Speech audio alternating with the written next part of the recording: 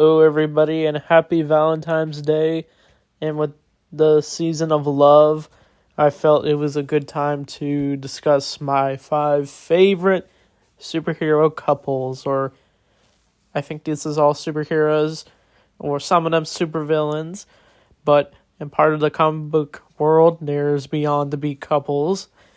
And some of these are very obvious, but I'm going to explain my reasoning why I like these couples.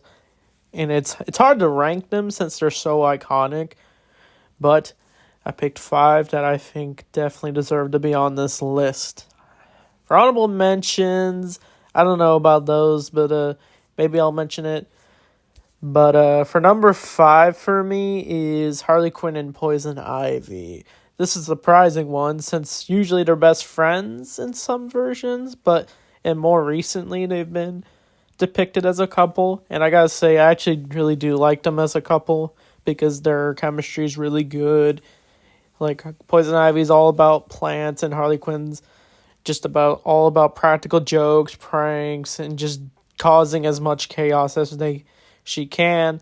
And she's able to get away from the Joker because of Poison Ivy, and they're actually able to have a healthy relationship.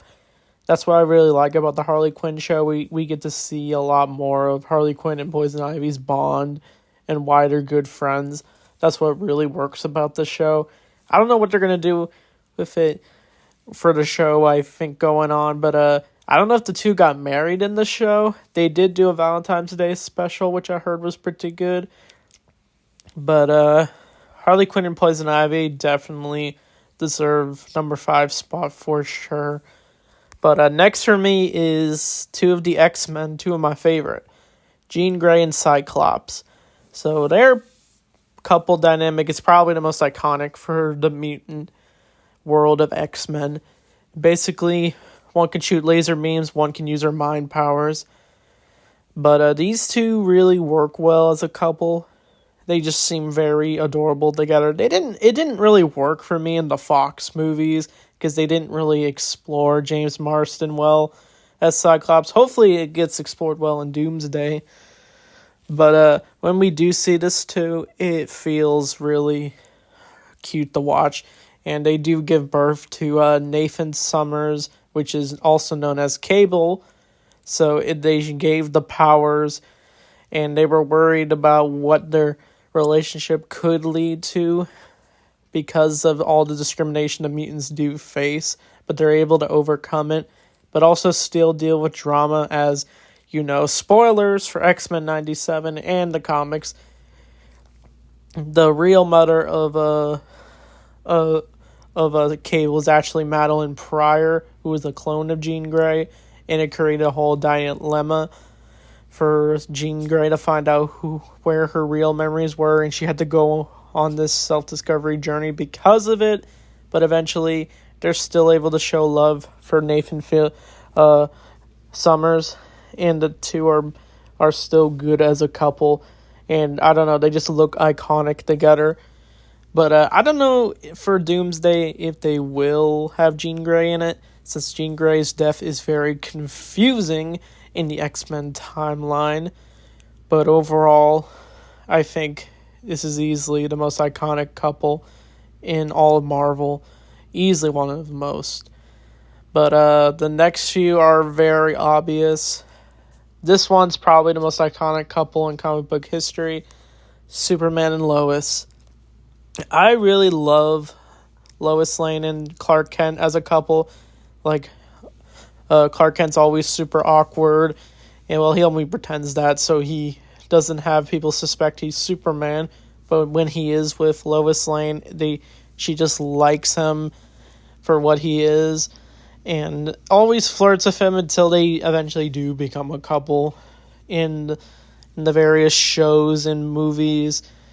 But in the DCAU, Lois unfortunately never does find out that Clark is Superman. I wish they did reveal that in the show, but they didn't. They were going to reveal in Justice League, but I guess it just didn't happen. But when these two are on screen, you just feel the dynamic. Like, Lois Lane is the reporter who's willing to risk anything to do anything for a good report. and always report the good for Superman's doings. And Superman is willing to still trust Lois. And eventually the two, in some versions, they do give birth to a son, Jonathan Kent. And they work really well as parents together. Easily the most iconic couple of all time. It's been spanning all the way back to the 30s when Superman first appeared. And even in the Fleischer cartoons, those very old Superman cartoons that got inspiration for Superman the Animated Series and even Batman the Animated Series, all because of the iconic Superman and Lois. There's even an entire show from the CW. This is probably viewed as the best of the CW shows, Superman and Lois. I've only seen half of season 1, but it was easily one of the best Superman live-action shows, since most of the other ones just didn't work. But as time goes on, we probably will still get a lot more of Superman and Lois, probably in the Man of Tomorrow movie, and even in My Adventures as Superman, which is the current Superman show still going on, which I'd really like to talk about. But number 2 is very obvious. It is Batman and Catwoman. This is probably my favorite of the Vigilantes. Love history, since Batman has a whole laundry list of people. You're probably thinking, why not pick Talia? Why not pick Wonder Woman? But I feel like Catwoman is definitely the top pick, since I think the two probably do have a lot more in common, since they always wear dark suits, and Catwoman's always flirty with Batman. She's just willing to love him, even if he doesn't agree with her ways at all, from stealing. I just love how Catwoman's probably the most normal of the Batman villains. Like, she doesn't have a mental illness. She doesn't cause chaos. She's just a cat burglar. But Batman still loves her. And they were going to get married in the comics, but for some reason they turned it down. Don't know why. But when these two do kiss, it's always iconic to watch, since Batman and Catwoman is easily the most fun of the relationships. Always off and on. Even if Batman doesn't like how Catwoman is, she still has faith for Batman, no matter what, even if she sometimes doesn't like it. But it all constantly just gets portrayed this way in various movies and shows, and even the Arkham games. But probably my favorite version of the couple is definitely the DCAU one, since there's a lot of good episodes of Catwoman and Batman together in those. But the Arkham games is pretty cute as well, since you can both play as Batman and Catwoman in Arkham City and a little bit in Arkham Knight. But there's a lot of iconicness with Batman and Catwoman. They should get married. They did in the Earth 2 comics, if you don't know, back in the golden age of DC comic books. Batman and Catwoman did get married, but unfortunately, Batman of Earth 2 does die, and I think Catwoman as well. It's basically the first appearance of Batman. But as time goes on, like I said, Batman and Catwoman will easily still be an iconic duo. It's easily the best of the relationships for DC. Honestly, people probably would pick Superman and Lois for the best couple, but for me, it's definitely Batman and Catwoman for sure.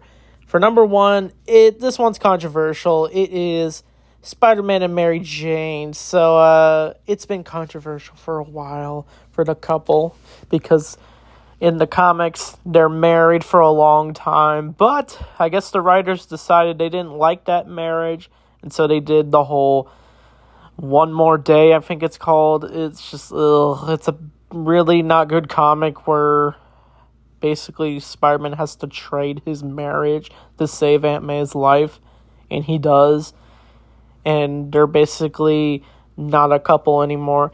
And don't even get me started on Paul, just no. But I want to talk about the good of Spider-Man and Mary Jane. It is always so cute to see these two together. It's just, you just feel the dynamic between the two. Ever since Peter unfortunately lost Gwen Stacy, it's always been an impact in the Spider-Man comics. And Mary Jane just came in to cheer him up and basically cheer him on as Spider-Man. And the two basically are always the fun couple. Mary Jane just loves having fun, and Peter also loves having fun. That's what really works about this couple. They just keep on going. Even if the hardship of the relationship goes off and on, just like in every Spider-Man relationship. Some people wonder if he should be with Gwen, MJ, Betty Brant, Black Cat.